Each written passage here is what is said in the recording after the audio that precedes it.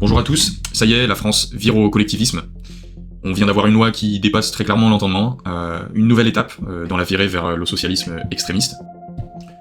Une grande majorité des parlementaires ont voté une loi qui demande encore plus d'impôts aux gens, et qui est dénouée de tout sens économique de ce qui est connu à date sur ce qu'il faut faire et ne pas faire en économie, avec tous les mauvais exemples qu'on a eus de sociétés socialistes qui ont très mal fini.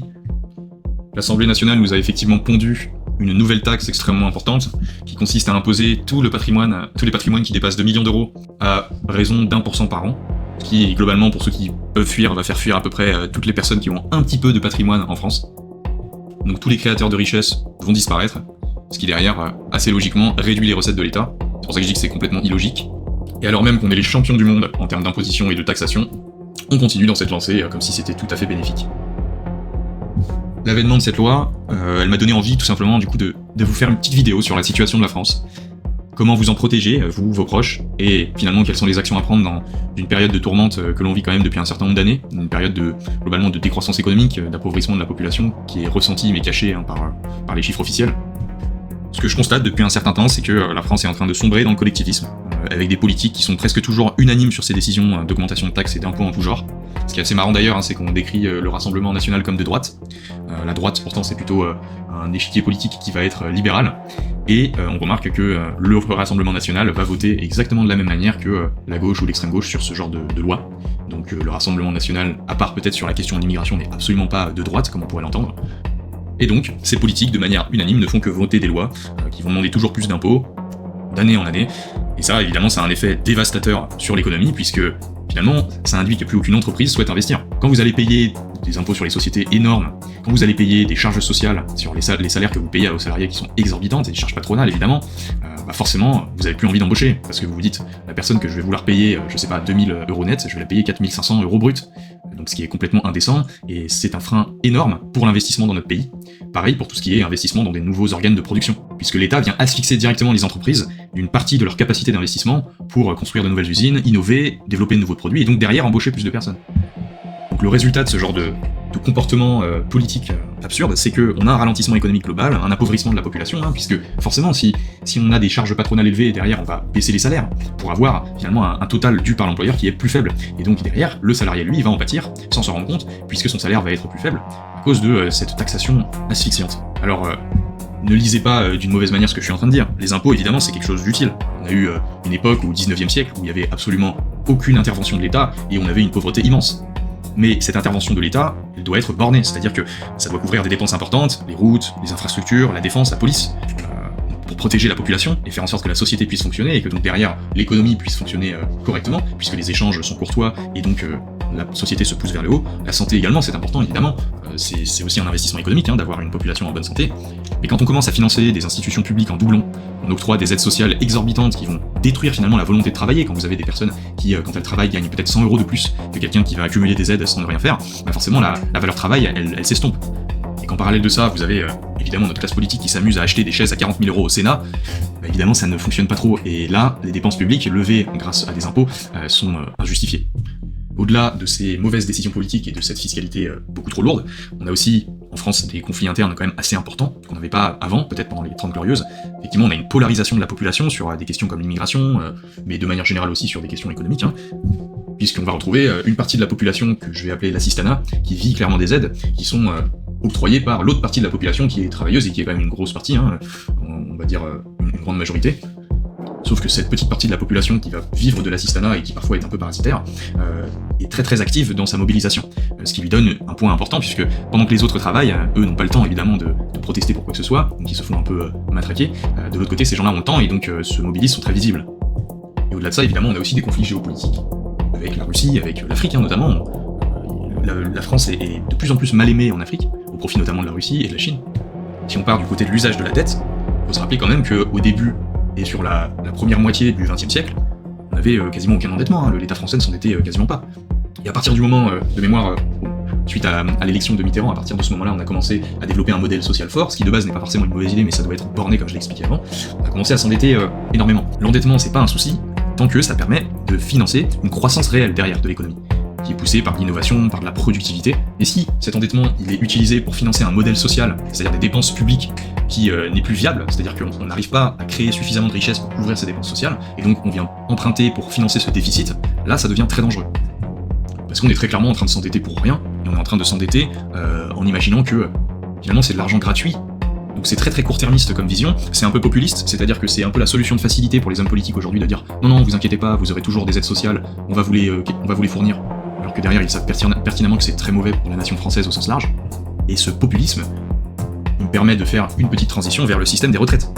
Parce qu'il faut bien le dire, le système de retraite aujourd'hui il est à bout de souffle, on ne peut plus utiliser ce système-là dans la situation actuelle. Ce système il a été inventé en 1945, à une époque où les retraités vivaient moins longtemps, à une époque où la natalité était plus forte, et donc forcément on pouvait financer les retraités actuels avec les actifs actuels. Mais aujourd'hui, l'urgence est à la capitalisation. On est obligé de mettre en place un système de capitalisation pour que le système de retraite en France fonctionne correctement. Alors certains vont me dire, oui mais la capitalisation, si les marchés vont pas bien, et que la personne qui avait capitalisé pendant beaucoup de temps par la retraite pile à ce moment-là, ça peut être délétère. Eh bien, effectivement, en théorie, c'est un argument qui s'entend. Sauf qu'en réalité, ce qui se passe, c'est que quand on a un système par capitalisation, plus le retraité, plus la personne active, va s'approcher de la retraite, plus le risque de son portefeuille va être abaissé. C'est-à-dire que plus la part action dans son portefeuille, par exemple, va être diminuée. Et là, au profit de la part obligation et d'autres actifs jugés moins risqués. Ce qui permet finalement de lisser l'impact d'une forte baisse des marchés pile au moment où la personne prendrait sa retraite. Ce que je vous dis, c'est quelque chose qui se passe de manière totalement institutionnelle aux États-Unis, en Angleterre, au Danemark, qui est en l'occurrence mon deuxième pays également, j'ai la nationalité danoise en plus de la nationalité française. Et dans ces pays-là, pareil en Australie, vous retrouvez une petite partie de retraite finalement par répartition, et le reste c'est une retraite par capitalisation. Et vous n'avez pas eu des révoltes de centaines de millions de personnes qui quémandaient leur retraite puisqu'il y avait une chute de marché. Justement parce que au moment où on s'approche de plus en plus de la retraite, on va réduire le risque du portefeuille de préparation de la retraite. Bon, maintenant que le constat sur la France est dressé, je vous ai pas dit toutes ces choses pour vous déprimer. Pour moi, c'est la situation actuelle, il faut la voir comme elle est, et ça nous permet justement, quand on voit les choses de manière réaliste, d'être capable de s'adapter et de trouver des solutions. Parce que des solutions, il y en a, et c'est justement ce dont on va parler dans cette prochaine partie. La première solution que vous pouvez mettre en place, c'est d'investir votre argent et de le faire correctement. Puisque l'État vous mange une bonne partie de vos revenus chaque mois, pour financer des choses qui sont utiles et des choses qui ne le sont pas, et que la retraite, comme on vient de le discuter, qui serait payée par l'État plus tard, est très incertaine, surtout pour les plus jeunes d'entre nous qui m'entendent, il va donc falloir se constituer une retraite et un capital au fur et à mesure vous-même, en achetant des actions, des obligations, en investissant peut-être dans de l'immobilier locatif, et en achetant des parts de fonds d'investissement comme des ETF. Voire même des crypto-monnaies pour la diversification supplémentaire. C'est très important de faire ça, parce que investir votre argent, ça va vous permettre déjà de combattre l'inflation. Donc pour ceux qui ne le savent pas, l'inflation c'est tout simplement l'érosion, c'est-à-dire la diminution certaine de la valeur de vos euros au fur et à mesure du temps. Et ça va vous permettre en plus d'investir, de créer un surplus de richesse qui va vous donner de plus en plus de liberté sur vos choix à l'avenir. Effectivement, on connaît bien cet adage, beaucoup disent que l'argent ne rend pas heureux, et je suis parfois d'accord, effectivement. Mais pour compléter cela, par contre, l'argent il rend libre, et la liberté c'est la meilleure chose qui puisse vous arriver, pour avoir le plus de choix possible.